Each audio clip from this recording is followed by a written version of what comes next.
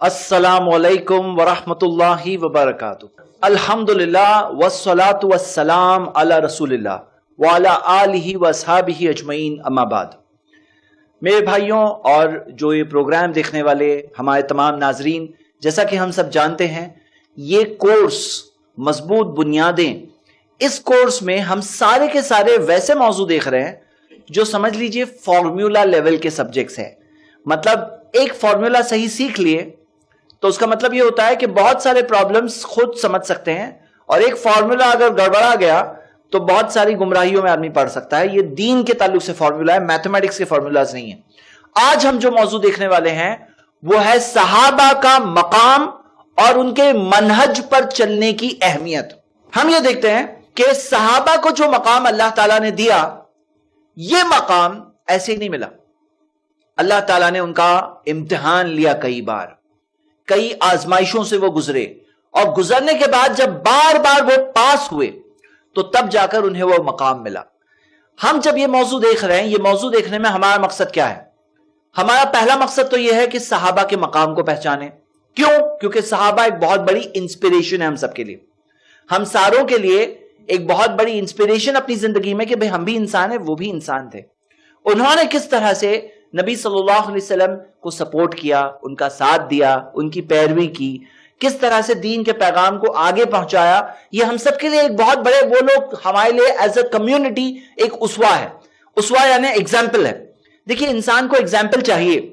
انسان ہوتا ہے نا، دوسرے انسانوں کی طرف دیکھتا ہے، اور ہم یہ دیکھتے ہیں کہ بہت سارے لوگ اپنے آس پاس کی سوسائٹی میں دیکھ کر صحیح غلط جو بھی مثال مل گئی ان کے جیسے بننے کی کوشش کرتے ہیں۔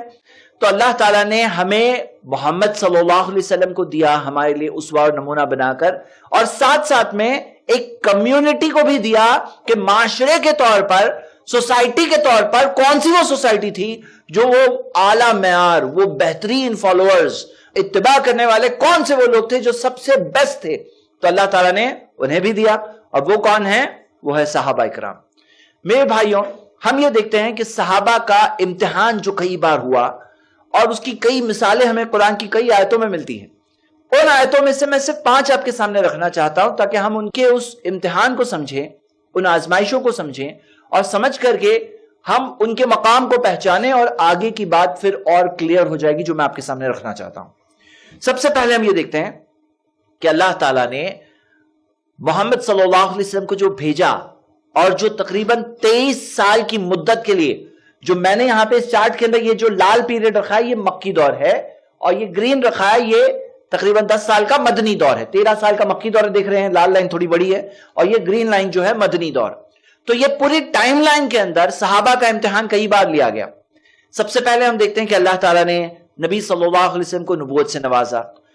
اس سے پہلے کیا معاملہ تھا؟ وہ لوگ گمراہی میں تھے، صحابہ اکرام گمراہی میں تھے، بھٹکے ہوئے راستوں پر تھے، اور وہ راستوں میں سے انہوں نے روشنی کو دیکھ کر پہچانا، سچے رسول محمد صلی اللہ علیہ وسلم کو دیکھ کر پہچان کر ان پر ایمان لایا۔ آپ دیکھیے قرآن کی اس آیت کو، سورہ آل عمران کی آیت نمبر 164۔ اللہ تعالیٰ نے فرمایا لَقَدْ مَنَّ اللَّهُ عَلَى الْمُؤْمِنِينَ، اللہ تعالیٰ نے مومنوں پر بہت بڑا احسان کیا۔ اِذْ بَعَثَ فِيهِمْ رَسُولًا مِّنْ أَنفُسِهِمْ، کہ اللہ نے ان میں ایک رسول بھیجا جو انہی میں سے ہے۔ اب یہاں سے رسول صلی اللہ علیہ وسلم کے 4 کام ذکر ہے۔ پہلا کام یتلو علیہم آیاتہ، رسول انہیں اللہ کی آیتوں کو پڑھ پڑھ کر سناتے ہیں، تلاوت کر کے سناتے ہیں۔ سیکنڈ وَيُزَكِّيهِمْ، اور ان کی تزکیہ کرتے ہیں۔ یہ لوگ جن کی تزکیہ ہوئی، یہ کون لوگ تھے؟ صحابہ کرام۔ یہ لوگ جنہوں نے اللہ کے رسول صلی اللہ علیہ وسلم سے قرآن کی تلاوت سے جو تمام پورا پیغام سنا، یہ کون لوگ تھے؟ صحابہ کرام تھے۔ وَيُزَكِّيهِمْ وَيُعَلِّمُهُمُ الْكِتَابَ، اللہ تعالیٰ نے کیا فرمایا کہ محمد صلی اللہ علیہ وسلم انہیں یعنی کنہیں؟ صحابہ کو یعلمہم الکتاب، کتاب سکھاتے ہیں، والحکمہ، اور حکمت سکھاتے ہیں، وَإِن كَانُوا مِن قَبْلُ لَفِي ضَلَالٍ مُبِينٍ، اور اس سے پہلے تو وہ کھلی ہوئی گمراہی میں تھے۔ اگر میں آپ سے کہوں، اور یہ ایک سوال ہے، دیکھتے ہیں آپ میں سے کون سوال کا جواب بتاتا ہے۔ اگر میں آپ سے کہوں کہ اس آیت کے اندر دیا ہوا ہے کہ صحابہ ہدایتی یافتہ تھے، صحابہ ہدایت کے راستے پر تھے، یہ اس آیت میں دیا ہوا ہے، آپ میں سے کون دیکھ کر بتا سکتا ہے کہاں دیا ہوا ہے؟ یتلو علیہم آیاتہ، آپ نے کہا وہ ہدایت پر ہیں، دیا ہوا ہے، صحابہ ہدایت پر ہیں، اس آیت میں ہے۔ کون دیکھ کے پہچان سکتا ہے کہاں دیا ہوا ہے؟ جی آخر میں دیا ہے وَإِنَّ كَانُوا مِن قَبْلِ لَفِي ضَلَالٍ مُبِينٍ. وَإِن كَانُوا مِن قَبْلِ لَفِي ضَلَالٍ مُبِينٍ. ہاں اسی میں دیا مطلب کہ جو ان میں سے اگر ایکسپٹ نہیں کریں گے تو کھلی گمراہی میں چلے جائیں گے. نہیں آپ نے پارٹ تو صحیح کیچ کیا، یہاں پہ دیا ہے لیکن جو ایکسپلینیشن دیا وہ نہیں صحیح دیا. چلیے آپ نے کوشش ضرور کی.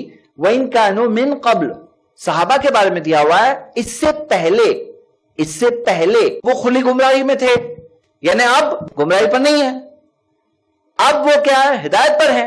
محمد صلی اللہ علیہ وسلم کے آنے کے بعد وہ کس چیز پر ہے؟ ہدایت پر ہے، گائیڈنس پر ہے، صحیح راستے پر ہے. اس سے پہلے کھلی گمراہی میں تھے. تو ہم یہ دیکھتے ہیں کہ یہ آیت ایک آیت ہے جس میں ذکر ہے کہ کس طرح سے صحابہ کی تربیت ہوئی.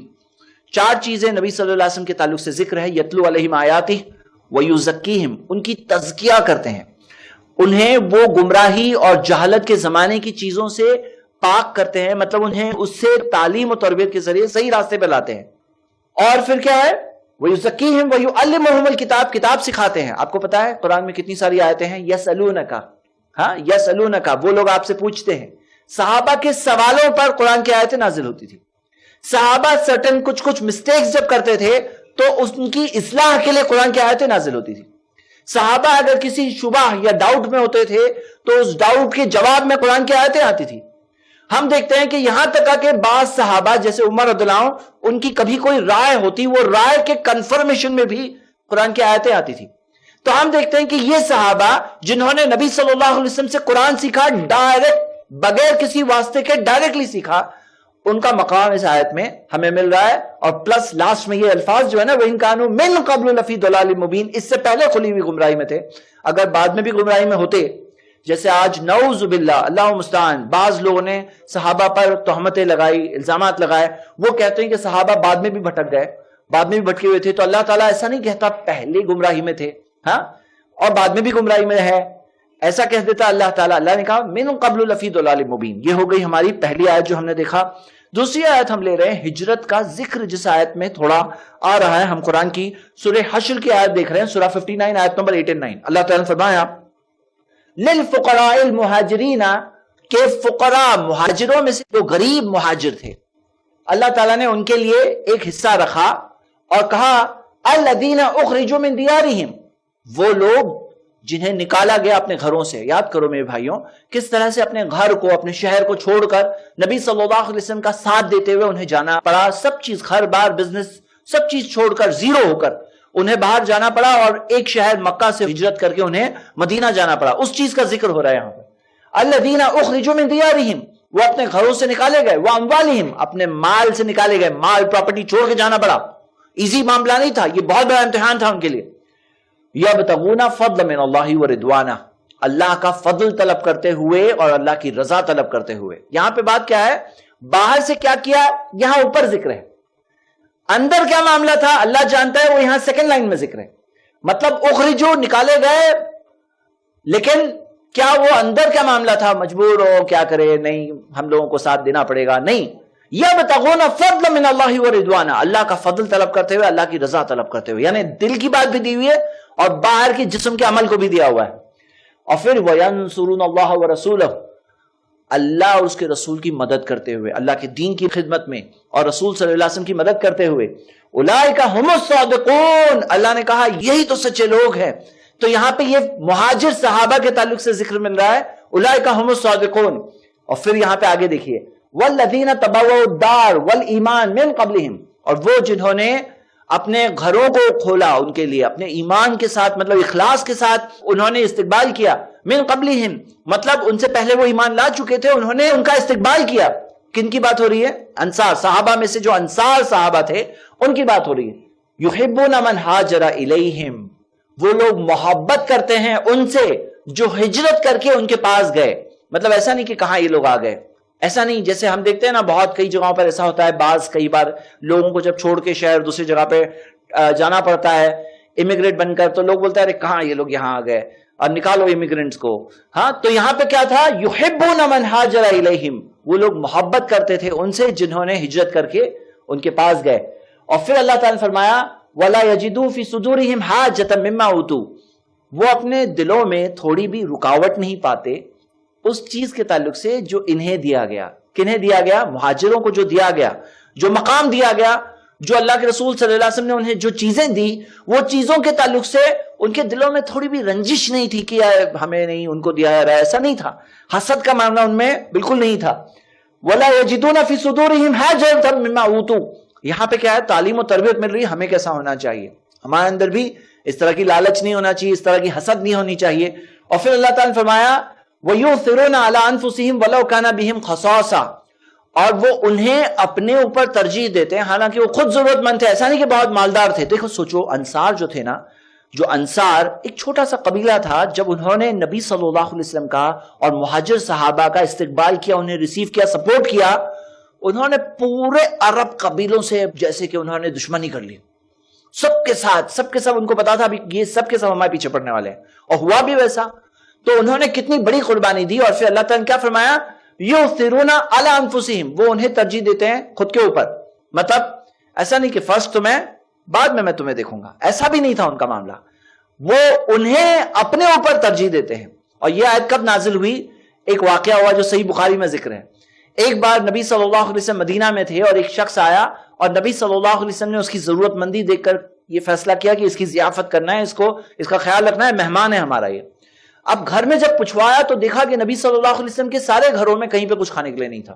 اور یہ بات ہم سب کو پتا ہونی چاہیے کہ اللہ کے رسول صلی اللہ علیہ وسلم کے گھر میں یبیتون لیالین متتابعن، کئی راتیں کنٹینیوسلی گزرتی تھی، لا یجدون عشاء، جس میں ڈنر یعنی کہ رات کا کھانا نہیں ملتا تھا انہیں. عشاء مطلب کہ رات کا کھانا انہیں نہیں ملتا تھا. کئی بار ایسا بھوکے سونا پڑتا تھا، وہ ان کا نارمل معاملہ تھا. تو وہ رات بھی ایسا ہی معاملہ تھا، گھر میں کچھ تھا نہیں. تو اللہ کے رسول صلی اللہ علیہ وسلم نے کہا صحابہ کرام سے کہ تم میں سے کون میرے اس مہمان کی ضیافت کرے گا، مطلب اسے مہمان کے طور پر گیسٹ بنا کر کون اسے مہمان نوازی کرے گا. تو ایک صحابی ابو طلحہ انصاری رضی اللہ عنہ، انہوں نے کہا نبی صلی اللہ علیہ وسلم میں کروں گا. وہ اس مہمان کو لے کر گئے اور اپنے گھر پر پہنچے اور انہوں نے اپنی بیوی سے جب پوچھا کہ گھر میں کھانا کیا ہے، تو بیوی نے بتایا کہ گھر میں تو بس اتنا ہی کھانا ہے جتنا بچے کھائیں گے، ہم دونوں کے لیے کھانا ہے بھی نہیں، آج کھانا ہے بھی نہیں، صرف اتنا ہی کھانا ہے جتنا ہمارے بچوں کے لیے ہے.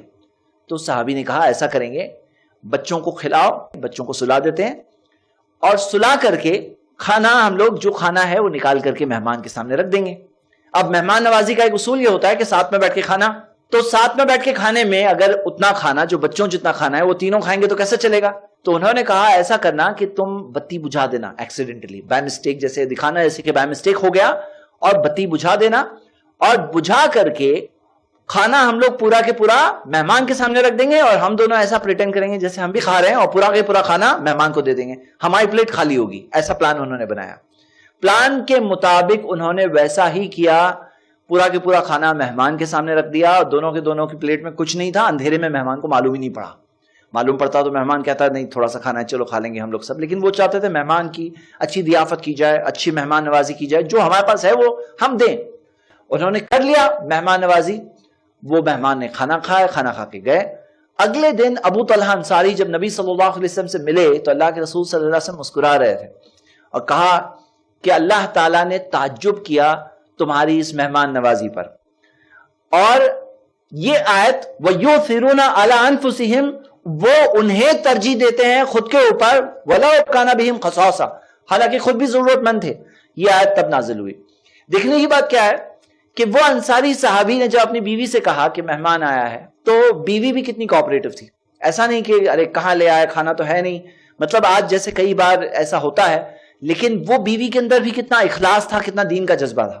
اور کیا ہم دیکھ رہے ہیں کہ وہ انصاری صحابی تو چھپانے کی کوشش کر رہے تھے، لائٹ بھی آف کر دیے تاکہ معلوم نہیں پڑے. ایسا ایک ہوتا ہے نا، تم کھا لو ہم لوگ نہیں کھائیں گے. بتایا بھی نہیں کہ ہم لوگ نہیں کھا رہے، ہم لوگ بھوکے سو رہے ہیں اور تمہیں کھانا کھلا رہے ہیں. مہمان کو بتایا بھی نہیں، چھپانا چاہتے تھے. لیکن اللہ تعالیٰ نے وہ چیز کو ایسے ظاہر کیا کہ ابھی ہم سب کو بھی معلوم ہے کیسا ہوا تھا. ہاں، وہ چیز بالکل اوپن ہو گئی. ایک بہت بڑی مثال قائم ہوئی سارے لوگوں کے لیے کہ ہمارے اندر بھی ایسا معاملہ ہو. یؤثرون علی انفسہم، دوسروں کو، اپنے مومن بھائیوں کو، نیک صالحین کو، دوسروں کو اپنے اوپر جو نیک کام کے لیے اپنے اوپر ترجیح دینا. اور مومنوں کا معاملہ حدیث میں کیا آتا ہے؟ صحیح بخاری کی حدیث ہے کجسد واحد، ایک جسم کی طرح ہے. اگر جسم کے ایک حصے کو تکلیف پہنچے تو پورا کے پورا جسم تکلیف میں ہوتا ہے. یہ حدیث ہم دیکھتے ہیں صحیح بخاری میں ہے, اس کے متعلق جو حدیث ہے, اور یہ قرآن کی آیت سورہ حشر میں ہے.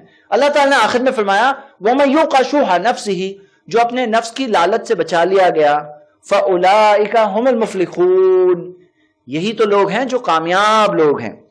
آگے ہم بڑھتے ہیں. ایک اور امتحان ان کا لیا گیا جب قبلہ تبدیل ہوا. یہ آیت دیکھیے سورہ بقرہ کی آیت نمبر 143. اللہ تعالیٰ نے فرمایا وَمَا جَعَلْنَا الْقِبْلَةَ الَّتِي كُنْتَ عَلَيْهَا, ہم نے اس قبلے کو جس پہ تم تھے وہ اسی لیے بنایا تھا. کون سا قبلہ؟ مسجد اقصی. یہ جو مسجد اقصی قبلہ تھا پہلے, اللہ تعالیٰ نے فرمایا کہ یہ قبلہ اسی لیے متعین کیا گیا تھا وَمَا جَعَلْنَا الْقِبْلَةَ الَّتِي كُنْتَ عَلَيْهَا إِلَّا لِنَعْلَمَ, تاکہ ہم جان لے, مطلب اللہ تعالیٰ امتحان لے لے, مَن يَتَّبِعُ الرَّسُولَ مِمَّن يَنْقَلِبُ عَلَىٰ عَقِبَيْهِ, کہ کون ہے جو رسول کی اتباع کرتا ہے اور کون ہے جو ایڑیوں تلے پلٹ کر کے چلے آتا ہے. تو اللہ تعالیٰ نے یہ پچھلا قبلہ, پھر بعد میں قبلہ تبدیل ہوا, اور صحیح بخاری کی حدیث ہے کہ 16 اور یا 17 مہینوں تک انہوں نے مدینہ جانے کے بعد بیت المقدس کی طرف نماز پڑھی, اس کے بعد قبلہ تبدیل ہوا. تو ہم دیکھ رہے ہیں کہ یہ جو پیریڈ ہے, جیسے کہ یہ تقریباً ٹائم لائن میں یہاں آ رہا ہے چینج آف قبلہ, تو اللہ تعالیٰ نے کیا فرمایا, یہ اسی لیے تھا تاکہ اللہ تعالیٰ امتحان لے. کس کا؟ صحابہ کا. دیکھو ہم کہتے ہیں نا صحابہ کا مقام رضی اللہ عنہ, ان کا نام لیتے ہیں تو رضی اللہ عنہ, رضی اللہ عنہم اجمعین, جو کہتے ہیں کہ اللہ ان سے راضی ہے. اللہ کیسے راضی ہوا؟ ان کا امتحان ہوا, وہ ہر بار امتحان میں پاس ہوئے. تو یہ امتحان تھا, اور اللہ تعالیٰ نے کیا فرمایا وَإِن كَانَتْ لَكَبِيرَةً, یہ یقیناً بہت مشکل امتحان تھا. یہ امتحان ایزی امتحان نہیں تھا. ہم سب بھی سمجھ سکتے ہیں کہ قبلہ تبدیل ہو جائے بہت بڑی بات ہے. وَإِن كَانَتْ لَكَبِيرَةً إِلَّا عَلَى الَّذِينَ هَدَى اللَّهُ, سوائے ان لوگوں کے لیے جنہیں اللہ نے ہدایت دی. میرا سوال, اس آیت میں بھی دیا ہوا ہے کہ صحابہ ہدایت یافتہ تھے, کہاں دیا ہے؟ إِلَّا عَلَى الَّذِينَ هَدَى اللَّهُ. اللہ نے کیا کہا؟ یہ ایگزام تھا, یہ اسی لیے قبلہ تبدیل ہوا. پچھلا قبلہ اس لیے رکھا گیا تھا تاکہ اللہ امتحان لے کہ کون نبی صلی اللہ علیہ وسلم کی اتباع کرتا ہے, کون ایڑیوں تلے پلٹ جاتا ہے. اور پھر اللہ نے کہا یہ بہت مشکل امتحان تھا سوائے ان لوگوں کے لیے جو ہدایت یافتہ ہے. مطلب ہدایت والے لوگوں کے لیے ٹف نہیں ہے, جنہیں ہدایت اللہ نے دی ہے ان کے لیے مشکل امتحان نہیں تھا, باقی لوگوں کے لیے کیا تھا؟ مشکل امتحان تھا. تو ہم یہ دیکھ رہے ہیں, یہ ایک مثال ہے میرے بھائیوں. ایک اور امتحان حدیبیہ کے وقت پر ہوا. آپ دیکھو گے کہ حدیبیہ کے وقت پر صحابہ نبی صلی اللہ علیہ وسلم کے ساتھ اللہ کے رسول صلی اللہ علیہ وسلم کے اس خواب کو پورا کرتے ہوئے, نبی صلی اللہ علیہ وسلم نے خواب میں دیکھا تھا کہ وہ عمرہ کرنے جا رہے ہیں. تو صحابہ نے نبی صلی اللہ علیہ وسلم پہ ایمان کی وجہ سے نبی صلی اللہ علیہ وسلم کی ہر بات میں ساتھ دیا. یہ اللہ کے رسول صلی اللہ علیہ وسلم کا جو خواب تھا, نبیوں کے خواب بھی وہی ہوتے ہیں. تو اللہ کے رسول صلی اللہ علیہ وسلم صحابہ اکرام کے ساتھ گئے, اور جو ہتھیار ہوتے ہیں جنگ کے, یہ مکہ والوں کے ساتھ جنگ چل رہی تھی, ان کا جنگ والا معاملہ تھا, کئی جنگیں ہو چکی تھی. تو جنگ کے ہتھیار وغیرہ کے بغیر وہ لوگ گئے. جب مکہ کے باہر پہنچے تو اللہ کے رسول صلی اللہ علیہ وسلم نے عثمان بن عفان رضی اللہ عنہ کو بھیجا مکہ کے اندر ایک پیغام کے ساتھ کہ ہم لوگ آئے ہیں, ہم لوگ بس عمرہ کر کے جائیں گے, ہم لوگ جنگ کے لیے نہیں آئے ہیں. عثمان رضی اللہ عنہ اندر گئے ہوئے تھے, اور یہاں یہ بات آئی کہ عثمان رضی اللہ عنہ کا قتل ہو گیا ہے. اب جب بھیجا گیا تھا ایک پیسفل میسج کے ساتھ, اور ایسا معاملہ ہوا, تو نبی صلی اللہ علیہ وسلم نے وہیں پر حدیبیہ کے مقام پر صحابہ سے بیعت لی کہ ہم لوگ اس حال میں ہیں, لیکن ہم لوگ اسی حال میں جا کر مکہ پر حملہ کریں گے, اس حال میں. اور صحابہ نے بیعت لی نبی صلی اللہ علیہ وسلم کے ہاتھ پر. اور ہم دیکھتے ہیں کہ یہ جو بیعت لی, اسے بیعت الرضوان کہا گیا ہے. بیعت الرضوان میں اللہ تعالیٰ نے فرمایا لَقَدْ رَضِيَ اللَّهُ عَنِ الْمُؤْمِنِينَ إِذْ يُبَايِعُونَكَ تَحْتَ شَجَرَةٍ. اللہ تعالیٰ یہ مومنوں سے راضی ہو گیا جب پیڑ کے نیچے انہوں نے آپ کی بیعت لی. فَعَلِمَ مَا فِي قُلُوبِهِمْ, اللہ جانتا تھا جو ان کے دلوں میں ہے. دیکھیے جو لوگ آج کہتے ہیں نا نہیں باہر سے سپورٹ تھا, اندر کیا تھا نبی صلی اللہ علیہ وسلم کو معلوم نہیں تھا, بعد میں جب نبی صلی اللہ علیہ وسلم کا انتقال ہو گیا تو یہ لوگ سب پلٹ گئے, ایسی سب باتیں صحابہ اکرام کے بارے میں آج کہہ رہے ہیں بعض لوگ. ہاں, بعض لوگ یہ سب غلط فہمیاں رکھ رہے ہیں. صحابہ کے تعلق سے نقصان کس کا ہے؟ ان کا خود کا ہے.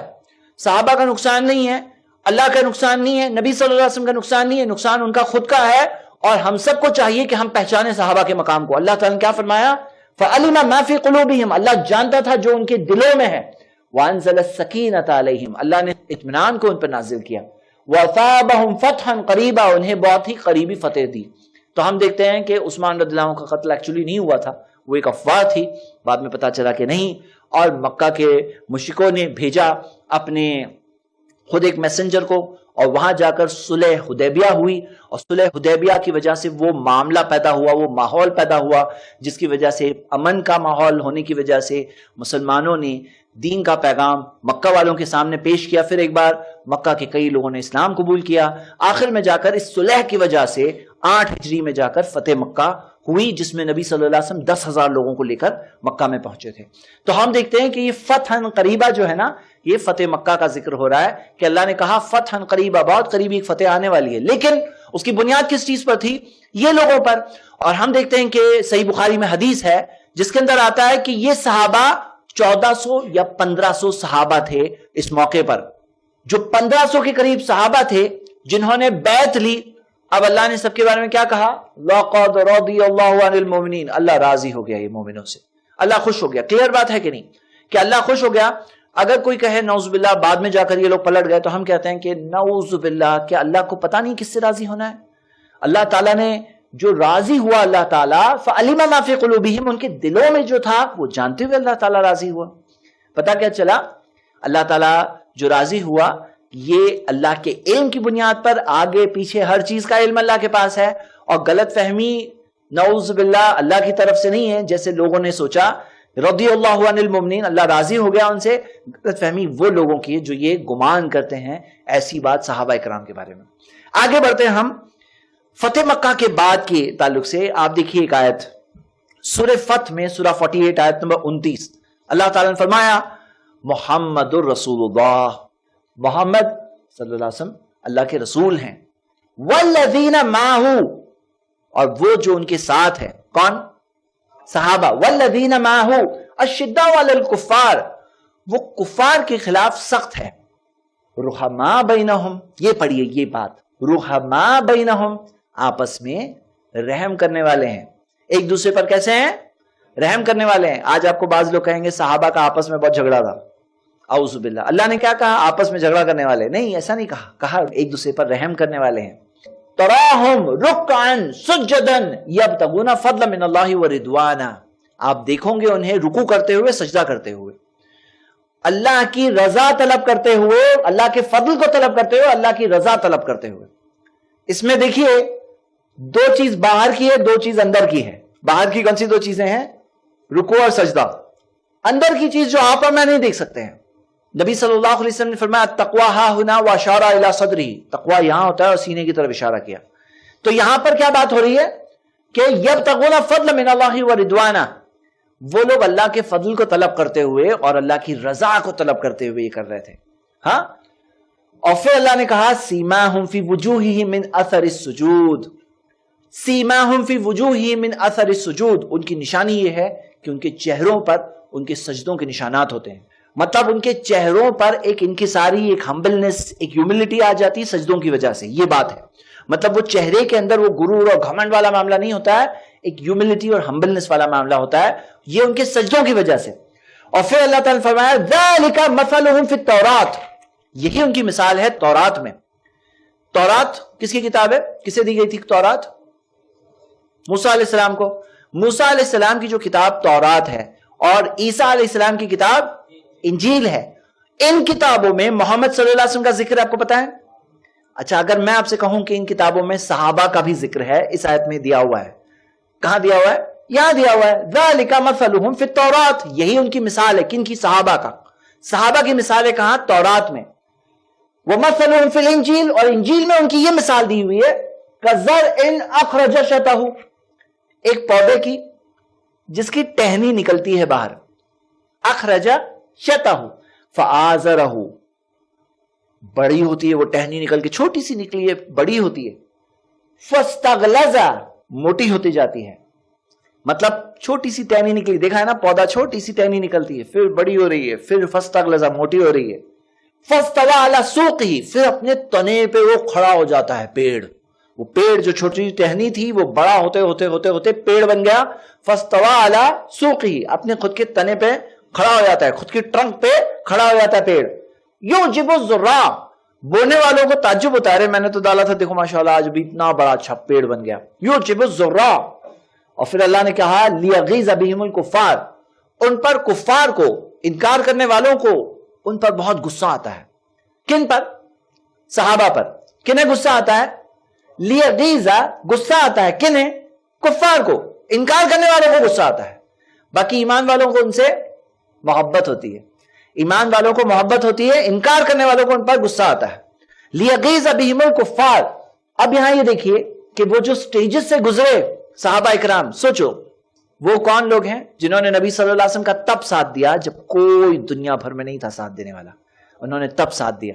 لیغیظ بہم الکفار، صرف کفر کرنے والوں کو ان پر غصہ آتا ہے. اور پھر اللہ نے فرمایا وعد اللہ الذین آمنوا وعملوا الصالحات منہم، اللہ تعالیٰ نے وعدہ کیا ہے ایمان والوں کو، عمل صالح کرنے والوں کو، منہم مغفرۃ واجرا عظیما، مغفرت اور بہت بڑا اجر عظیم. تو میرے بھائیوں، ہم دیکھتے ہیں یہ سورہ فتح کی آیت نمبر 29 میں صحابہ کے تعلق سے کئی باتیں آئی ہیں. پہلی بات تو ہم نے یہ دیکھا کہ محمد صلی اللہ علیہ وسلم اللہ کے رسول ہیں، جو ان کے ساتھ ہے وہ کفار کے ساتھ سخت ہوتے ہیں اور آپس میں رحم کرنے والے، اور ان کی عبادتوں کا ذکر ہے، اور ان کی مثال جو تورات اور انجیل دونوں میں ہے. اور یہ ایک مثال جو دی گئی نا، ٹہنی بڑی ہوتی ہے، پیڑ بنتی ہے، تو یہ مثال ہے صحابہ اکرام کی کہ کس طرح کیسے مرحلوں سے گزرتے ہوئے انہوں نے اللہ کے رسول صلی اللہ علیہ وسلم کا ساتھ دیا. یہ جو 5 آیتیں ہم نے دیکھی، اب یہ 5 آیتوں میں صحابہ کی فضیلت، صحابہ کا مقام، کس طرح سے الگ الگ موقعوں پر وہ پاس ہوئے، کس طرح سے اللہ تعالیٰ ان سے راضی ہے. رضی اللہ عنہ جو ہم کہتے ہیں نا، رضی اللہ عنہ، وہ کہاں سے آتا ہے؟ وہ آتا ہے ایسی آیتوں سے جیسے آپ نے یہ آیت دیکھے لقد رضی اللہ عن المؤمنین، اللہ راضی ہو گیا مومنوں سے. تو یہ رضی اللہ عنہ، اللہ راضی ہے ان سے، کیسے پتا چلا؟ وہ امتحانوں کو پاس کیا. جیسے ابراہیم علیہ السلام دیکھیے، اللہ نے ابراہیم علیہ السلام کا بہت سخت امتحان لیا. ابراہیم علیہ السلام ہر بار پاس ہوئے، تو آخر میں جا کر اللہ نے انہیں امام کا مقام دیا، امام کا. اور ہم دیکھتے ہیں ان کے بعد کے انبیاء کے لیے وہ امام ہے. تو ہم دیکھتے ہیں کہ صحابہ کا بھی اللہ تعالیٰ نے امتحان لیا. یہ 5 امتحان کے تعلق سے یہ آیتیں ہم نے دیکھے. دیکھنے کے بعد اب ہم چند حدیثوں کو دیکھیں گے. اور میرے بھائیوں یہ بات واضح ہے، جو بات ابھی آ رہی ہے اسکرین پر، اتنا سمجھنے کے بعد یہ سمجھنا مشکل نہیں ہونا چاہیے. یہ حدیث صحیح بخاری میں نبی صلی اللہ علیہ وسلم نے فرمایا لا تسبوا اصحابی، میرے صحابہ کو گالی مت دینا، برا بھلا مت بولنا، لان تان مت کرنا ان پر. فلو ان احدکم انفق مثل احد ذهبا، کیونکہ اگر تم میں سے کوئی انفق مثل احد ذهبا، احد کے پہاڑ کے برابر اگر سونا خرچ کرے. احد کا پہاڑ یعنی پہاڑ بڑا ہوتا ہے. احد کا پہاڑ ایک بڑا پہاڑ ہے. ایک سائڈ پہ آپ دیکھو گے نا تو 7 کلومیٹر ہے، دوسری سائڈ پہ 5 کلومیٹر بڑا ہے. ہاں، اتنا بڑا پہاڑ. مطلب تم احد کے پہاڑ کے برابر اگر سونا خرچ کرو، سونا یعنی قیمتی چیز، یعنی سستی چیز نہیں. ایک تو کوانٹٹی ہے اور کوالٹی ہے، یعنی کہ تم بھاری چیز خرچ کرو وہ بھی احد کے پہاڑ کے برابر. ما بلغ مد احدہم ولا نصیفہ، تم ان کے ایک مد یعنی کہ 2 ہاتھ ملاتے نا، اسے ایک مد بولتے ہیں، ایک مد کے برابر نہیں ہو سکتے. ولا نصیفہ، آدھے مد کے برابر بھی نہیں ہو سکتے. ایک مد جو انہوں نے خرچہ کیا اللہ کے راستے میں، کیا چیز نہیں دی ہوئی، سونا ہونا کی ذکر نہیں ہے، ایک مد جو انہوں نے اللہ کے راستے میں دیا، تم اس کے برابر ہی نہیں کر سکتے ہیں. سونا خرچ کر کے، وہ بھی احد کے پہاڑ کے برابر. ما بلغ مد احدہم ولا نصیفہ، آدھے مد کے برابر بھی نہیں ہو سکتے. کیوں؟ اب سمجھنے کی بات ہے. چھوٹا سا پودا ہے، کسی نے آ کے پانی ڈالا وہاں پر، اسے سنبھالا، اس کا خیال رکھا، بڑا پیڑ بن گیا. پھر کوئی آیا، وہ پانی ڈال رہا ہے تھوڑا سا، ہاں، تو ہم بعد والے ہیں. انہوں نے تب سپورٹ کیا جب کوئی نہیں تھا. تو ہم دیکھتے ہیں صحابہ کا مقام ہے، اور یہ مقام کو سمجھنا بہت ضروری ہے، کیونکہ آج بعض لوگ نعوذ باللہ صحابہ کی مثال کو چھوڑ چکے ہیں. صحابہ کے اوپر تانے کسنا، صحابہ کے تعلق سے بری باتیں بولنا، اس کی وجہ سے وہ خود گمراہ ہو گئے ہیں. اور ہم کیا دیکھتے ہیں کہ صحابہ کی انسپیریشن جو ہوتی ہے نا، ایک موٹیویشن، ایک دیکھ کر کے عبرت، نصیحت، ایسا لگتا ہے چلو میں بھی اس راستے پہ چلوں، وہ لوگ کیسے ساتھ دیے نبی صلی اللہ علیہ وسلم کا، میں بھی ساتھ دوں، میں بھی نیک کام میں آگے آگے رہوں. تو یہ عبرت و نصیحت سب چلی گئی اگر صحابہ کے تعلق سے آدمی چلے جاتا ہے اس چیز میں. بعض لوگ پولیٹیکل کامنٹری کرنے کے لیے صحابہ کو ٹارگٹ کرتے ہیں، لیکن یہ حدیث کیوں نہ دیکھتے ہیں کہ نبی صلی اللہ علیہ وسلم نے یہاں پہ کیا کہا؟ میرے صحابہ کو تم لوگ گالی مت دینا. اور ایک حدیث جو اب ہم دیکھ رہے ہیں، یہ حدیث میں دیکھیے، امام طبرانی نے اس حدیث کو معجم الکبیر میں جمع کیا ہے، اور یہ حدیث حسن سند سے ہے، صحیح الجامع میں اس کی تحقیق ہے. اللہ کے رسول محمد صلی اللہ علیہ وسلم نے فرمایا من سب اصحابی، جو میرے صحابہ کو سبا گالی دیتا ہے، برا بولتا ہے، ان کے بارے میں بری بری باتیں بولتا ہے، فعلیہ لعنت اللہ والملائکۃ والناس اجمعین، اس پر جو نبی صلی اللہ علیہ وسلم کے صحابہ کو گالیاں دیتا ہے اس پر فعلیہ لعنت اللہ، اس پر اللہ کی لعنت ہوتی ہے، والملائکۃ فرشتوں کی لعنت ہوتی ہے، والناس اجمعین سب کے سب انسانوں کی لعنت اس پر ہوتی ہے۔ تو یہ کیا معاملہ ہے؟ صحابہ کا وہ مقام ہے۔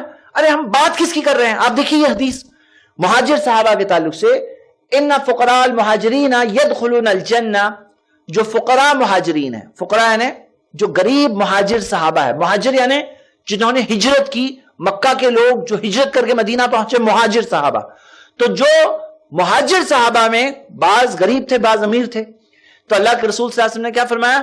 ان فقراء المہاجرین یدخلون الجنہ، وہ لوگ سب جنت میں داخل ہوں گے قبل اغنیائہم، امیروں سے پہلے، امیر مہاجر صحابہ سے پہلے، بمقدار 500 سنتین، 500 سال پہلے۔ مطلب غریب مہاجر صحابہ امیر مہاجر صحابہ سے 500 سال پہلے جنت جائیں گے۔ اگر میں آپ سے کہوں کہ اس حدیث میں دلیل ہے کہ سب کے سب مہاجر صحابہ جنت جائیں گے، تو کیا آپ کو وہ دلیل دکھ رہی ہے؟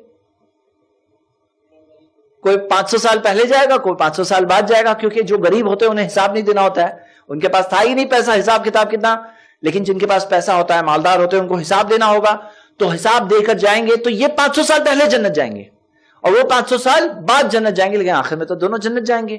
سنن ابن ماجہ میں حدیث حسن سند سے ملتی ہے۔ تو ہم دیکھ رہے ہیں کہ یہ لوگوں کے بارے میں کچھ کہنا، ہمارا کیا مقام ہے بھائی، ہم کون لوگ ہیں؟ اچھا، لوگوں میں غلط فہمی ہے، لوگ یہ سمجھتے ہیں کہ صرف عشرہ مبشرہ کے لیے جنت کی خوشخبری ہے۔ عشرہ مبشرہ آپ کو پتا ہے، حدیث ہے، بالکل جنت کی خوشخبری ان کے لیے ہے، لیکن ایسی کئی حدیثیں، اور جہاں جو آیتوں میں ہے نا، رضی اللہ عنہ، اللہ ان سے راضی ہو گیا، ہاں، اللہ تعالیٰ ان سے خوش ہو گیا، اللہ ان کی دلوں میں کیا ہے وہ جانتا ہے، ان تمام میں بھی ان کے لیے جنت کی بشارت موجود ہے۔ تو ہم دیکھتے ہیں کہ جو لوگ یہ سمجھتے ہیں کہ صرف عشرہ مبشرہ کو جنت کی خوشخبری ملی ہے، صرف عشرہ مبشرہ کو جنت کی خوشخبری ملی ہے، وہ ایک بہت اہم چیز مس کر رہے ہیں۔ صحیح بات کیا ہے؟ کئی صحابہ کو ملی، وہ 10 کو ایک حدیث میں ملی، وہ 10 کا خاص مقام ہے، اس میں کوئی شک نہیں، لیکن کئی صحابہ کو جنت کی خوشخبری ملی ہے۔ ایسے کئی ساری انڈیویجول حدیثیں ہیں جہاں نبی صلی اللہ علیہ وسلم نے الگ الگ صحابہ کو جنت کی خوشخبری دی۔ اور ہم دیکھتے ہیں کہ جو لوگ صحابہ پر لعن طعن کرتے ہیں، وہ یہ حدیث کیوں نہیں دیکھتے ہیں؟ صحیح بخاری کی حدیث ہے، آیت الایمانی حب الانصار، ایمان کی نشانی ہے انصار سے محبت کرنا۔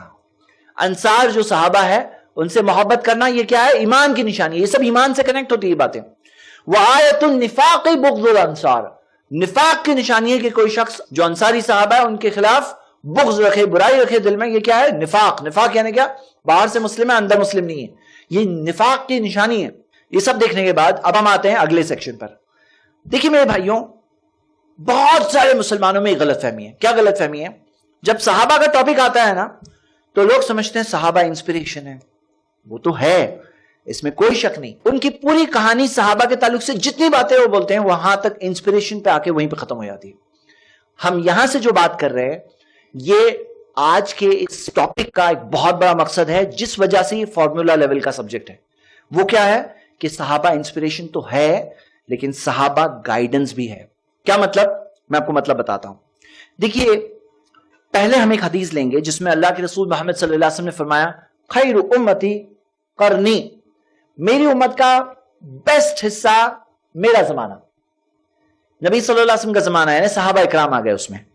پھر فرمایا نبی صلی اللہ علیہ وسلم نے، ثم الذین یلونہم، پھر اس کے بعد کا زمانہ، یعنی کہ تابعین کا زمانہ، ثم الذین یلونہم، پھر اس کے بعد تبع تابعین کا زمانہ۔ یہ امت جو ہے نا، اس کا بیسٹ حصہ کون سا ہے؟ صحابہ کا زمانہ، اس کے بعد تابعین کا، اس کے بعد تبع تابعین کا۔ یہ حدیث صحیح بخاری کی ہے۔ اب یہاں پہ ہم یہ دیکھتے ہیں کہ یہ جو تین ہے نا، یہ تین بہترین زمانے جن کا ذکر کیا نبی صلی اللہ علیہ وسلم نے، انہیں کہتے ہیں سلف۔ سلف کا مطلب، ایکچولی سلف کا لٹرل معنی ہوتا ہے پچھلے لوگ۔ سلف کا اپوزٹ کیا ہے؟ خلف۔ خلف یعنی بعد والے لوگ، سلف یعنی پچھلے لوگ، خلف یعنی بعد والے لوگ۔ اب ہم یہ دیکھتے ہیں کہ جو سلف ہے نا، جو سٹارٹ ہوتے ہیں نبی صلی اللہ علیہ وسلم سے، صحابہ نے نبی صلی اللہ علیہ وسلم کا طریقہ فالو کیا، تابعین نے وہی راستہ فالو کیا، تبع تابعین نے وہی راستہ فالو کیا، اسی راستے پہ جو فقہا ہے، جو فقہ کے امام ہیں امام ابو حنیفہ، امام شافعی، امام مالک، احمد بن حنبل اور تمام کے تمام فقہا اسی راستے پر چلے، اسی راستے پہ محدثین چلے، اسی راستے پہ سارے کے سارے علماء ہر زمانے کے چلے. یہ راستے کے تعلق سے میں آپ کو ایک آیت سنا رہا ہوں. اب یہ آیت پر بہت غور کریے کیونکہ یہ ایک فارمولا لیول کی بات آ رہی ہے. سورہ نساء کی آیت ہے، سورہ نمبر 4 آیت نمبر 115. اللہ تعالیٰ نے فرمایا وَمَن يُشَاقِقِ الرَّسُولَ، جو لوگ رسول کی مخالفت کرتے ہیں، من بعد ما تبین لہ الہدی، حق واضح ہونے کے بعد بھی، مطلب حق بات کلیئر ہو گئی پھر بھی رسول صلی اللہ علیہ وسلم کے خلاف جاتے ہیں. مطلب جس کو معلوم نہ ہو اس کا معاملہ الگ ہے، اللہ اس کا فیصلہ الگ کرے گا اس کے حالات کے اعتبار سے. لیکن جس کو پتہ چل گیا، سمجھ میں آ گیا، پھر بھی نبی صلی اللہ علیہ وسلم کی مخالفت کر رہا ہے تو کیا ہوگا اس کا معاملہ آگے ہم دیکھیں گے. لیکن غور کریے یہ آیت میں ایک اور بات دی ہوئی ہے. فرسٹ چیز کیا ہے؟ یشاقق رسول، رسول کے خلاف گیا. دوسری بات کیا دی گئی ہے؟ وَيَتَّبِعْ غَيْرَ سَبِيلِ الْمُؤْمِنِينَ، مومنوں کا راستہ. سبیل سبل نہیں ہے، سبل یعنی جمع کا صیغہ ہے، پلورل، راستے. مومنوں کے راستے نہیں کہا گیا، مومنوں کا راستہ. تو مومنوں کا راستہ چھوڑ کر دوسرا راستہ کوئی اپناتا ہے تو اللہ تعالیٰ نے فرمایا نُوَلِّهِ مَا تَوَلَّى، ہم اسے اسی راستے پر چھوڑ دیں گے جو اس نے چنا. وَنُصْلِهِ جہنم، اسے پہنچا دیں گے جہنم. وَسَاءَتْ مَصِيرًا، اور بہت برا ٹھکانہ ہے. تو ہم یہ دیکھتے ہیں کہ یہاں پہ سزا کے طور پہ کیا ہوگا معاملہ کہ اللہ تعالیٰ نے فرمایا نُوَلِّهِ مَا تَوَلَّى، ہم اسے اسی راستے پر چھوڑ دیں گے جو اس نے چنا. مطلب دیکھتے ہوئے، جانتے ہوئے، سمجھتے ہوئے، من بعد ما تبین لہ الہدی، حق واضح ہونے کے بعد بھی اس نے کہا نہیں میں نبی صلی اللہ علیہ وسلم کے خلاف جاؤں گا، میں مومنوں کا راستہ چھوڑ دوں گا. یہ دو پرابلم وہ کرے گا. تو اللہ تعالیٰ نے فرمایا کہ سزا کے طور پہ اللہ تعالیٰ اب اسے خود اللہ اسے اس راستے پر پلٹائے گا جو اس نے چنا. مطلب جو غلط راستہ اس نے لیا، اللہ تعالیٰ کہہ رہا ہے کہ میں خود اسے اس راستے پر بھی پلٹاؤں گا کیونکہ تم نے دیکھتے ہوئے سمجھتے ہوئے نبی صلی اللہ علیہ وسلم کی مخالفت کی. نُوَلِّهِ مَا تَوَلَّى، مطلب اسے خود کا وہ غلط راستہ اچھا لگنے لگے گا کیونکہ اللہ نے خود اسے پلٹا دیا اس راستے پر اور پھر پہنچا دے گا اللہ اسے جہنم. اسے اللہ جہنم پہنچا دے گا. سات مسیرہ، بہت برا ٹھکانہ ہے. اب ہم کیا دیکھ رہے ہیں کہ اس آیت کے اندر جو دو چیزیں ذکر ہیں، میں آپ کا اٹینشن کھینچنا چاہتا ہوں اس طرف. وَيَتَّبِعْ غَيْرَ سَبِيلِ الْمُؤْمِنِينَ، مومنوں کا راستہ چھوڑ کر اور راستہ اپناتا ہے. کون تھے مومن جب یہ آیت نازل ہوئی؟ صحابہ. تو یہ سبیل جو ہے نا، راستہ، وہ راستے پر سب سے پہلے کون سے مومن گئے؟ صحابہ گئے. وہی راستے پر تابعین گئے، وہی راستے پر تبع تابعین گئے، وہی راستے پر سارے فقہاء اور تمام امام فقہاء، حدیثوں کے امام، سب کے سب اسی راستے پر گئے. وہی راستے پر ہمیں جانا ہے. سبیل المومنین، مومنوں کا راستہ. تو یہ جو وے آف دا بلیورز ہے نا، مومنوں کا راستہ، وہ ایک راستہ ہے. وہی راستے پر وہ لوگ گئے، وہی راستے پہ ہمیں پیچھے سے جانا ہے. اب یہاں کیا غلط فہمی لوگوں کی ہوتی ہے، لوگ کئی بار یہ کہتے ہیں جب سمجھنے لگتے ہیں تو الحمدللہ نکل کے یہاں تک آتے ہیں، پھر آگے نہیں بڑھتے. کہاں تک آتے ہیں؟ کہتے ہیں ہمیں قرآن حدیث پہ چلنا ہے. قرآن حدیث پہ چلنا ہے، اس میں کوئی شک نہیں، لیکن قرآن اور حدیث میں ہی یہ سکھایا گیا ہے کہ قرآن اور حدیث کو جیسے صحابہ نے اور یہ بہترین لوگوں نے سمجھا، سبیل المومنین جو راستہ ہے، وہ تمام کے تمام جو پچھلے گزرے ہوئے لوگ، جو تین بہترین زمانے اور اس کے بعد کے وہ لوگ جو ان کی پیروی کرتے ہیں، ہمیں اس راستے پہ چلنا ہے. مطلب قرآن و حدیث، صحابہ اور سلف جو پچھلوں نے جیسے سمجھا، جو بہترین لوگوں نے جیسے سمجھا، ہمیں ویسے چلنا ہے. تو مطلب قرآن حدیث پہ چلنا ہے. بعض لوگ یہاں کے رک جاتے ہیں اور یہ مسٹیک ہے ایکچولی کہ قرآن حدیث میں جو سکھایا گیا ہے کہ قرآن حدیث کو صحابہ اور سلف نے کیسے سمجھا، آپ اس راستے پر چلو. اب میں آپ کے سامنے جو دلائل رکھ رہا ہوں یہ اسی چیز کے دلائل رکھ رہا ہوں اور آپ غور کریے. سورہ نساء کی آیت نمبر 115 سب سے بڑی اور ایک پہلی دلیل آ چکی ہے اور بہترین زمانہ میرا زمانہ اس میں بھی ایک دلیل آ چکی ہے. اب دیکھیے یہ آیت سورہ بقرہ کی آیت نمبر 137. اس آیت میں اللہ تعالیٰ نے کیا فرمایا؟ فَإِنْ آمَنُوا، اگر وہ لوگ ایمان لائے، بِمِثْلِ مَا آمَنْتُمْ بِهِ، جیسا تم لوگوں نے ایمان لایا ہے. اگر وہ لوگ ایمان لائے جیسا تم لوگوں نے ایمان لائے. تم لوگ کون ہیں اس زمانے میں؟ آمن تم یعنی مطلب فرسٹ پرسن میں، سیکنڈ پرسن میں بات ہو رہی ہے، تھرڈ پرسن کی بات نہیں ہو رہی ہے. آمن تم یعنی جو تم لوگوں نے ایمان لایا. کون ہے وہ؟ صحابہ. اب یہاں پہ غور کریے، عربک میں آمنتا یعنی جیسا آپ نے ایمان لایا. اگر آپ میں ایمان والے الفاظ ہوتے تو کون مراد ہوتا؟ نبی صلی اللہ علیہ وسلم. لیکن یہاں جب جمع کا صیغہ ہے، پلورل ہے، سنگولر نہیں ہے، پلورل ہے، جمع کا صیغہ ہے، آمن تم ہے، یعنی کہ کون مراد ہے یہاں پر؟ صحابہ ہے. اگر وہ لوگ ایمان لائے جیسا تم لوگوں نے ایمان لایا فقد اہتدوا تو ہدایت پر ہے. تو یہاں پہ ان کا ایمان جو ہے سٹینڈرڈ ایمان. دلیل دکھ رہی ہے آپ کو؟ آگے چلیے اگلی دلیل دیکھتے ہیں. سورہ توبہ کی آیت نمبر 100 ہے, سورہ نمبر 9 آیت نمبر 100. اللہ تعالیٰ نے فرمایا والسابقون الاولون, جو سب سے پہلے جو سبقت کر گئے, من المہاجرین والانصار, مہاجروں میں سے انصار میں سے.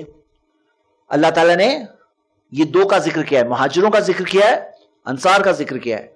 پھر اللہ نے کہا والذین اتبعوہم بإحسان, اور جو لوگ ان کی پیروی کرتے ہیں اچھے طریقے سے, بہترین طریقے سے. مطلب کس کی پیروی کرتے ہیں؟ مہاجر انصار کی پیروی جو لوگ کرتے ہیں اچھے طریقے سے. تو اللہ تعالیٰ نے کہا رضی اللہ عنہم ورضوا عنہ, اللہ ان سب سے راضی ہے اور وہ بھی اللہ سے راضی ہے. تو اللہ کس سے راضی ہے؟ 3 کیٹیگری ذکر ہے. نمبر 1 مہاجر, نمبر 2 انصار, نمبر 3 جو ان کی پیروی کرتے ہیں بہترین طریقے سے. آپ سب مہاجروں میں سے, ہم سب مہاجروں میں سے نہیں, ہم لوگ انصار میں سے, لیکن تھرڈ میں سے بن سکتے ہیں انشاءاللہ, بن سکتے ہیں. مہاجر تو نہیں ہے بھائی ہم لوگ, انصار بھی نہیں ہے ہم لوگ, لیکن ہم لوگ تھرڈ میں سے بن سکتے ہیں. تو رضی اللہ عنہم ورضوا عنہ ہمارے لیے بھی ہو جائے گا. اور پھر اللہ نے فرمایا وَأَعَدَّ لَهُمْ جَنَّاتٍ تَجْرِي تَحْتَهَا الْأَنْهَارُ, اللہ تعالیٰ نے ان کے لیے تیار کیا ہے باغات جس کے نیچے سے نہریں بہتی ہے. یعنی کہ جنت اللہ نے تیار کر رکھی ہے. کس کے لیے؟ 3 کے لیے, 3 کے لیے تیار کر رکھی ہے. ہاں. اور پھر اللہ نے فرمایا خالدین فیہا ابدا, جس میں وہ ہمیشہ ہمیشہ رہیں گے. ذالک الفوز العظیم, یہی تو بہت بڑی کامیابی ہے. تو بہت بڑی کامیابی یہ ہے. تو یہ ہو گئی ہماری کون سی دلیل؟ پہلی دلیل کون سی تھی؟ خیر الناس قرنی ثم الذین یلونہم ثم الذین یلونہم. دوسری آیت کون سی ہے؟ سبیل المومنین والی آیت, سورہ نساء سورہ 4 آیت نمبر 115. تیسری دلیل کون سی ہے؟ فَإِنْ آمَنُوا بِمِثْلِ مَا آمَنْتُمْ بِهِ فَقَدِ اهْتَدَوْا, اگر وہ لوگ ایمان لائے جیسے تم لوگوں نے ایمان لائے تو ہدایت پر ہے. اور چوتھی دلیل یہ ہے سورہ توبہ سورہ 9 آیت نمبر 100, جس کے اندر 3 کیٹیگری ذکر ہے, مہاجر انصار والذین اتبعوہم بإحسان. پانچویں دلیل. اب ہم یہ دیکھ رہے ہیں کہ یہاں پہ ایک بہت اہم بات ہے. کیوں معلوم ہے؟ بہت لوگ کیا سمجھتے ہیں ہم رجال و نحن رجال, صحابہ بھی آدمی تھے ہم لوگ بھی آدمی ہیں, وہ بھی لوگ تھے ہم لوگ بھی لوگ ہیں. ایسا نہیں ہے. کیا ہے معاملہ؟ صحابہ جو صحابہ تھے, ایسا نہیں کہ just they happen to be there at that time, بس وہ زمانے میں تھے بائی چانس ایسا ہو گیا, ایسا نہیں ہے. یہ جو اثر ہے ہمیں ملتا ہے عبداللہ ابن مسعود سے, انہوں نے ایک بات واضح کی ہے. انہوں نے کہا ان اللہ نظر فی قلوب العباد, اللہ نے بندوں کے دلوں کی طرف دیکھا. اللہ نے پایا کہ سارے بندوں میں نبی صلی اللہ علیہ وسلم کا جو دل تھا وہ سب بندوں میں سب سے اچھا دل تھا. تو فاصطفاہ لنفسہ, اللہ نے چن لیا محمد صلی اللہ علیہ وسلم کو اپنے خود کے لیے. وابتعثہ برسالتہ, اور اپنی رسالت کے ساتھ, پیغام کے ساتھ بھیجا اللہ نے نبی صلی اللہ علیہ وسلم کو.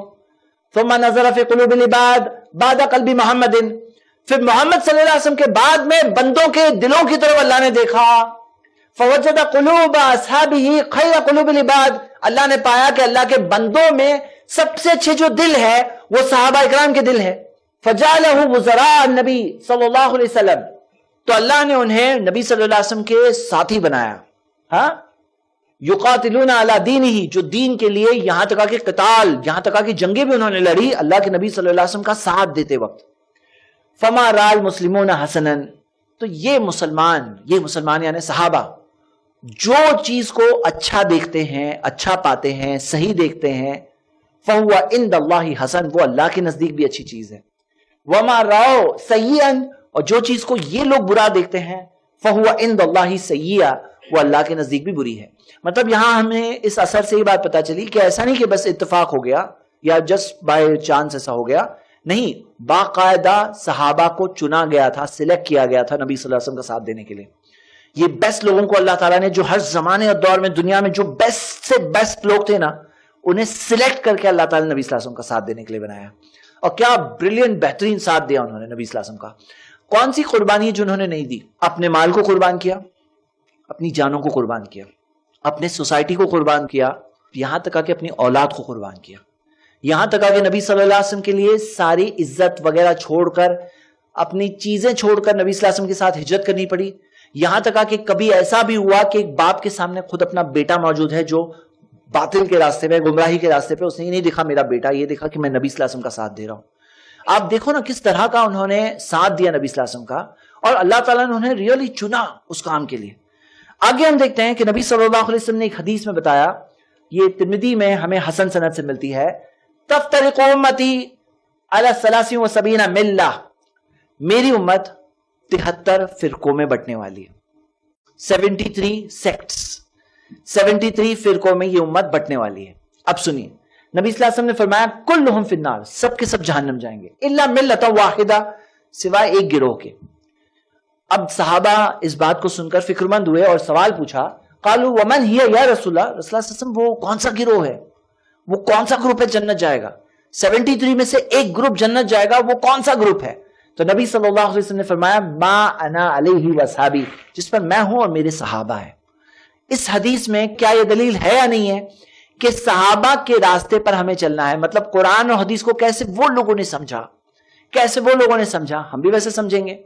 کیونکہ اگر یہ قید نہیں ہونا تو کیا ہوتا ہے معلوم ہے آپ کو؟ جب آدمی پورا آزاد ہوتا ہے, ایسے ایسے لوگ بیٹھے ہیں, ایسے ایسے گمراہی کے راستے ہیں میرے بھائیوں, کہ آدمی کچھ بھی نکال کے کچھ بھی فالو کر کے قرآن حدیث پہ چلنے کا دعویٰ کرے گا, لیکن وہ گمراہی کے راستے پہ ہوگا. لیکن جب صراط الذین انعمت علیہم, جو ہم لوگ کہتے ہیں نا, اے اللہ ان کا راستہ جن پر تو نے نعمت کی, تو یہ نعمت کا اللہ تعالیٰ نے کس پہ کی؟ جن کے تعلق سے اللہ نے کہا رضی اللہ عنہم ورضوا عنہ, اللہ ان سے راضی ہے.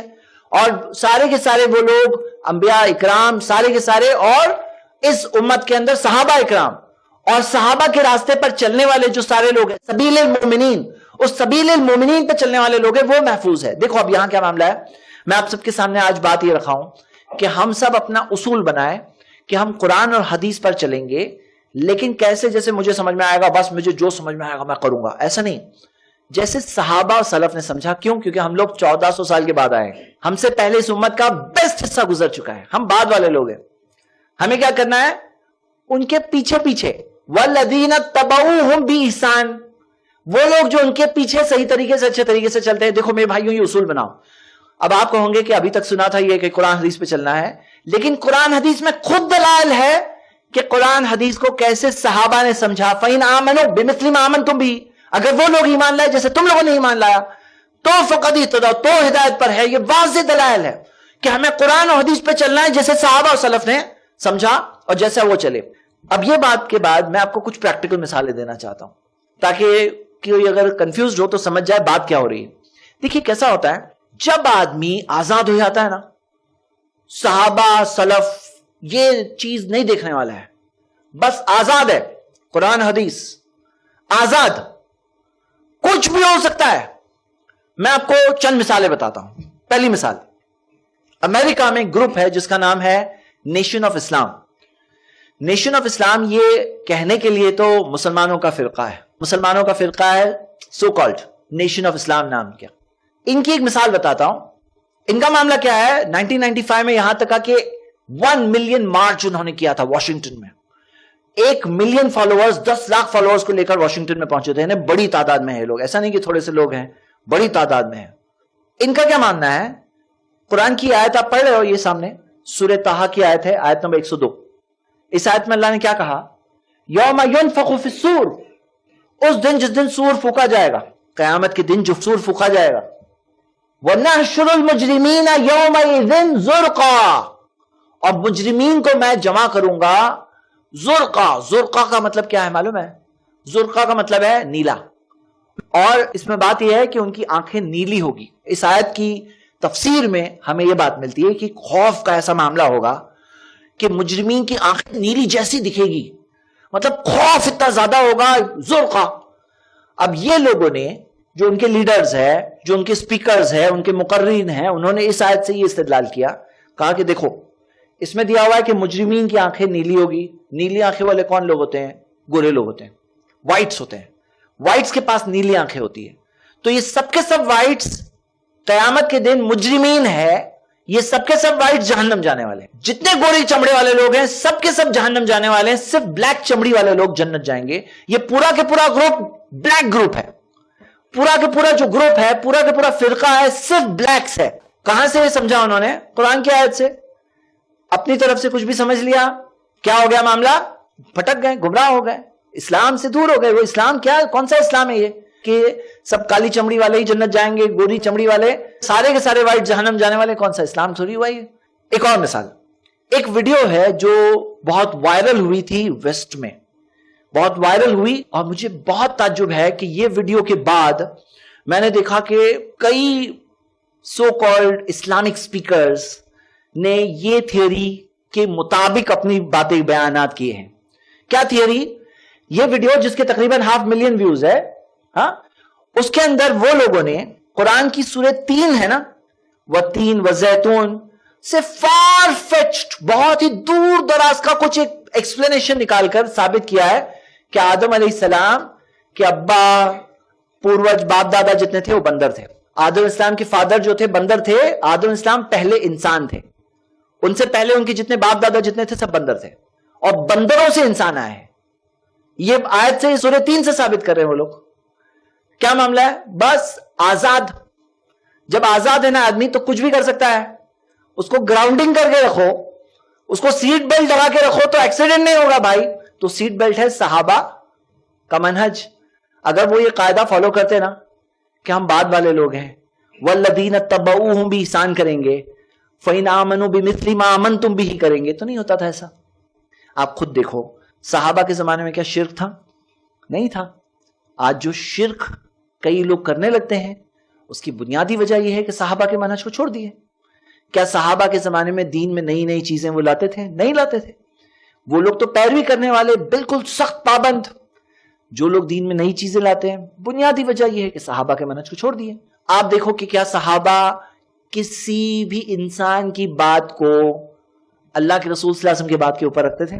آپ کتنی مثالیں دیکھیں گے کہ صحابہ خود اتنے پابند تھے. خود آپ دیکھیے ابو بکر رضی اللہ عنہ, انہوں نے جب وراثت کا مسئلے میں جب دادی کے شعر کے تعلق سے بات آئی تو کہا نہیں, دادی کا تو کوئی حصہ نہیں ہوتا ہے. لیکن جب ان کے سامنے نبی صلی اللہ علیہ وسلم کی حدیث آ گئی, ابو بکر رضی اللہ عنہ اتنے بڑے صحابی ڈائریکٹ تسلیم کر لیے, مان لیے. کتنی ساری ایسی مثالیں ہیں. لیکن آپ دیکھیے کہ جو لوگ آج اپنے بڑوں کو, اپنے بڑوں کی باتوں کو قرآن حدیث سے بھی اوپر رکھ دیتے ہیں, کیا وہ صحابہ کے منہج پر ہیں؟ اگر صرف صحابہ کے منہج پہ چلنا اگر یہ پابندی کر لیتے ہیں تو کتنی ساری گمراہیوں سے بچ سکتے ہیں. کیونکہ انہیں دیکھنا ہے کہ آج کوئی چیز سٹارٹ ہوئی, کیا صحابہ کے زمانے میں وہ چیز ہوئی؟ فلاں چیز آج کر رہے ہیں. انتقال وہ زمانے میں بھی لوگوں کا ہوتا تھا. انتقال کے بعد صحابہ کرام کیا کرتے تھے؟ تو ہم دیکھتے ہیں کہ یہ سیفٹی بیلٹ ہے میرے بھائیوں.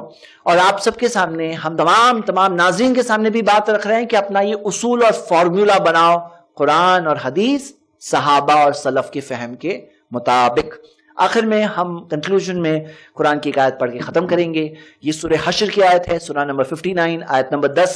اللہ تعالیٰ نے فرمایا اس آیت میں ہمیں ایک دعا سکھائی, ربنا اغفر لنا, اے اللہ ہمیں معاف کر دے, وَلِإِخْوَانِنَا الَّذِينَ سَبَقُونَ بِالْإِيمَانِ, اور ہمارے بھائیوں کو بھی معاف کر دے جو ہم سے پہلے ایمان میں سبقت کر گئے.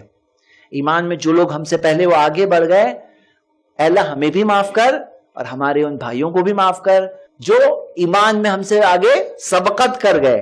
وَلَا تَجْعَلْ فِي قُلُوبِنَا غِلًّا لِلَّذِينَ آمَنُوا, اور ہمارے دلوں میں تھوڑی بھی نفرت, برائی, تھوڑی سی بھی برائی مت رکھنا, لِلَّذِينَ آمَنُوا, ایمان والوں کے لیے. رَبَّنَا إِنَّكَ رَؤُوفٌ رَحِيمٌ, اے اللہ یقیناً تو شفقت کرنے والا, رحم کرنے والا ہے. تو ہم اللہ سے دعا کرتے ہیں کہ اللہ تعالی ہمارے دلوں میں صحابہ کی عظمت کو ڈال دے. اے اللہ صحابہ کے مقام کو اللہ ہمیں پہچاننے کی توفیق دے. صحابہ کے متعلق کبھی کوئی ظلم اور غلط بات ہمیں اللہ کہنے سے بچنے کی توفیق دے. صحابہ کے منہج کو پہچاننے کی توفیق دے, اسی منہج پر ہم سب کو چلنے کی توفیق دے. کوئی سوال ہو تو آپ لوگ پوچھ سکتے ہیں. السلام علیکم. کل کے درس میں آپ نے بتایا کہ نماز کی حالت میں قبلہ پھیر دیا گیا, قبلہ چینج ہوا تھا. جی آج کے ہی درس میں آیا ہے. کل, آج بھی ہے, کل کے بھی درس. جی ہاں. تو اس میں ایک ہی راوی کیسے ہے؟ اس حدیث سے صرف ایک ہی راوی ہے.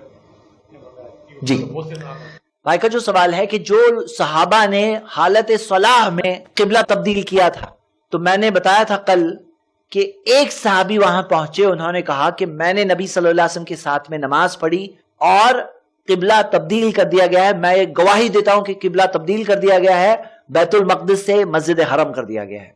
تو یہ جو اس صحابی نے گواہی دی, تو بھائی کا سوال ہے کہ ایک ہی صحابی کیسے تھے؟ نبی صلی اللہ علیہ وسلم کے ساتھ تو کئی صحابہ تھے, لیکن جب فوراً جو قبلہ تبدیل ہوا وہ صحابی نے نبی صلی اللہ علیہ وسلم کے ساتھ میں نماز پڑھی اور پھر اس مقام پر پہنچے. جہاں آج ہم دیکھتے ہیں مسجد قبلتین ہے. تو وہ جگہ پر بعض لوگ نماز پڑھ رہے تھے. ایسا تو نہیں ہے نا کہ سب کے سب ایک ہی جگہ پہ سب ساتھ میں ہی تھے ہمیشہ ہر وقت ہر نماز میں.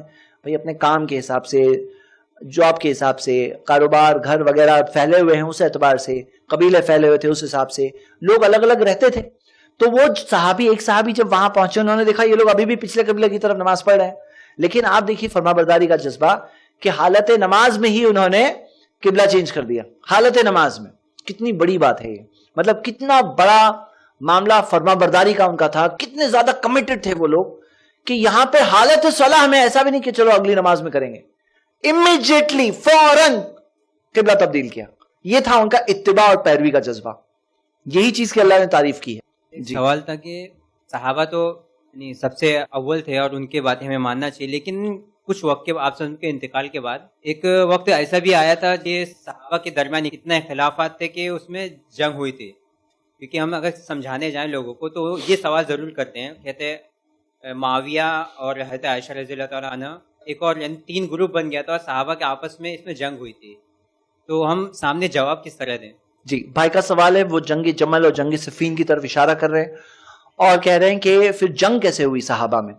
یہ بات یاد رکھیے کہ اللہ تعالیٰ نے قرآن میں کیا فرمایا, رحما بینہم, وہ ایک دوسرے کے ساتھ رحم کرنے والے ہیں. لیکن ہم یہ دیکھتے ہیں کہ وہ تھے انسان اور ان کا یہ معاملہ رحم کا, کیر کا تھا ایک دوسرے کے ساتھ, اس میں شک نہیں ہے. لیکن ہم دیکھتے ہیں نبی صلی اللہ علیہ وسلم نے ایک حدیث میں بتایا, اذا حکم الحاکم فاجتہد, جب کوئی جج فیصلہ کرے, کوشش کرے صحیح نتیجے تک پہنچنے کی, ثم اصاب فلہ اجران, اگر وہ صحیح فیصلہ کرے تو ڈبل اجر ملے گا. وَإِذَا حَكَمَ فَاجْتَهَدَ ثُمَّ أَخْطَأَ فَلَهُ أَجْرٌ, جب وہ فیصلہ کرے, کوشش کرے, پھر بھی مسٹیک ہو جائے تو بھی اسے ایک اجر ملے گا. صحیح بخاری کی حدیث ہے. تو ہم دیکھتے ہیں کہ وہ صحابہ نے جو جنگیں ہوئی وہ دونوں کے دونوں دین کے لیے کر رہے تھے. دونوں نے ایک پوزیشن سمجھی, دین کا ایک مسئلہ سمجھا, ایک دین کی خدمت میں ایک بات سمجھی, اور دونوں نے یہ بات سمجھتے ہوئے وہ نتیجے تک پہنچے کہ یہ ہے اس تعلق سے. ہم کہتے ہیں ایک کو دگنا اجر ملا, ایک کو سنگل ملا, کیونکہ ایک صحیح تھا, صحیح نتیجے تک پہنچا, ایک سے یقیناً, دونوں تو صحیح نہیں ہو سکتے, ایک سے یقیناً مسٹیک ہوئی اور انہیں ایک اجر ملے گا. لیکن ہم صحابہ پر یہاں پر بھی کوئی بھی اپنی ٹارگٹ نہیں بنائیں گے کسی صحابی کو, کیونکہ وہ لوگ ہیں جو رضی اللہ عنہم ورضوا عنہ, اللہ نے ان کے بارے میں کہا ہے فعلم ما فی قلوبہم, جو ان کے دلوں میں تھا اللہ جانتا تھا, اور سب کچھ جانتے ہوئے اللہ تعالیٰ ان سے راضی ہے. اور وہ آیتیں آج تک ہم قرآن میں تلاوت کرتے ہیں اور وہ قیامت تک لوگ تلاوت کرتے رہیں گے.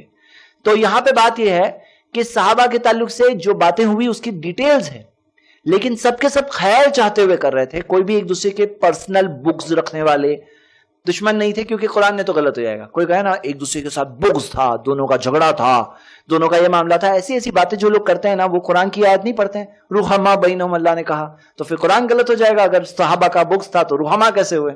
ہاں, تو ہم کیا دیکھتے ہیں کہ یہ ایک واضح بات ہے. اور اس چیز میں جو لوگ آج پولیٹیکل کامنٹری کرتے بولے نہیں یہ صحابی نے صحیح کیا, انہوں نے غلط کیا صحابی, ارے تم کون ہو کہنے والے؟ آپ ان حالات میں ہو, وہ سچویشن میں ہو, وہ ڈیل کر رہے ہو, آپ ہو کون کہ صحابہ کے اوپر کمنٹ کر کے انہیں کہوں گے؟ تو صحیح بات کیا ہے نا, لا تسبوا اصحابی والی حدیث جو ہم نے دیکھا کہ میرے صحابہ کو گالی مت دینا. ہاں, تمہارا کیا مقام ہے؟ ہم کون ہے بھائی بعد والے؟ وہ تو ایک مد بھی اگر خرچ کرے اللہ کے راستے میں, آدھا خرچ کرے, تو پھر ہم لوگ سونا پہاڑ کے برابر خرچہ کر کے بھی وہ مقام تک نہیں پہنچ سکتے. ہماری کوئی حیثیت ہی نہیں ہے. یعنی نبی صلی اللہ علیہ وسلم نے اس حدیث میں کیا ہے نا, ہمیں اپنی حیثیت بتا دی کہ تمہاری حیثیت کیا ہے, تم بعد والوں کی. صحابہ پہ گالی مت دینا, انہیں ٹارگٹ مت کرنا. کیوں؟ کیونکہ نبی صلی اللہ علیہ وسلم جانتے تھے کہ لوگ اگر صحابہ کو ٹارگٹ کریں گے پھر کیا ہوگا, ایک بار صحابہ کو ٹارگٹ کریں گے نا تو صحابہ سے بدظن ہونے لگیں گے.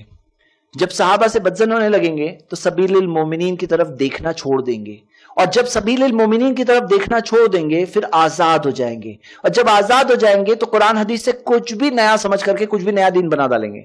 تو اللہ تعالیٰ نے سیفٹی کے طور پہ قرآن کی حفاظت کی, حدیث کی حفاظت کی. جیسے حدیث کی حفاظت کیسے ہوئی ہم نے دیکھا ہے, اور ساتھ میں اللہ تعالیٰ نے اس دین کی حفاظت کے لیے ایسے بیسٹ فالوورز کو بھی رکھا اور ہمیں کہا کہ ان کے راستے پہ تم چلنا. تو ہم دیکھتے ہیں یہ پورا کنیکٹڈ چین ریئیکشن ہے. کئی لوگوں کو ریئلائز نہیں ہوتا ہے, بولے ہم تو صرف اتنی بات بولے, لیکن ان کو پتا نہیں وہ جو بات بول رہے ہیں نا وہ کہاں جا کے اس کا انجام ہوگا, اس کا رزلٹ کہاں پہنچے گا. اور ہم نے دیکھا ہے اپنی آنکھوں سے کہ ایسے ایسے لوگ ہیں جو پولیٹیکل کامنٹری سے سٹارٹ ہوئے, صحابہ پہ تانے کسنے لگے, صحابہ پہ کمنٹ کر کے ان کی باتوں کو غلط نیگیٹولی کہنے لگے. میں نے کیا کہا, ایک کو دگنا اجر ملا, ایک کو سنگل اجر ملا, اجر ہی ملا. ہاں, ان کے بارے میں ہم یہی کہیں گے. اب یہاں سے سٹارٹ کر کے لاسٹ میں ایسا معاملہ ہوا کہ دین کے تعلق سے ایسے ایسے نئے انڈرسٹینڈنگ لے کر آ رہے ہیں کیونکہ وہ آزاد ہو گئے نا سبیل المومنین سے، تو بہت بڑا پرابلم ہے. اللہ ہم سب کی حفاظت کرے. بس یہیں پہ ہم آج کا درس ختم کرتے ہیں. سبحانک اللہم و بحمدک واشہد ان لا الہ الا انت واستغفرک واتوب الیک. الحمدللہ اس سیریز کو بنانے میں محمد اینڈ فیملی نے اپنا پورا تعاون دیا. آپ بھی ایسے ویڈیو یا سیریز کو اسپانسر کرنے کے لیے کال کریں 9588888826 پر.